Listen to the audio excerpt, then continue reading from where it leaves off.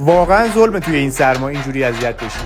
اگه آب گرم کنت آبو سرد و گرم میکنه و وسط کار خاموش میشه یا اینجوری سر صدا میکنه، با یه دونه پیچ‌گوشتی بدون هزینه درست میشه. اول از همه کابر آب گرم کنو بردار. بیا سراغ این قسمت، یعنی رگولاتور که با 2 تا پیچ مهار شده. نیاز نیست کامل بازش کنی، فقط این 2 تا پیچو شل کن. رگولاتور خیلی راحت جدا میشه و میاد عقب. یه دونه شیر احتراق آهسته اینجا هست که فقط کافیه با پیچ‌گوشتی چند دور شل و سفتش کنی تا ساچمه داخلش آزاد بشه. کار بعدی شیر تنظیم دماه که باید کامل بچرخونیش به سمت چپ. تیر خلاص اینجاست. یه دونه شیر پروانه‌ای هست که باید کامل بچرخونیش به سمت بالا. الان آب گرم کنه دقیقاً مثل روز اول بدون مشکل کار میکنه. اینجا نمیذارم تو سرما بمونی، اگه به کارت میاد پیجو داشته باش.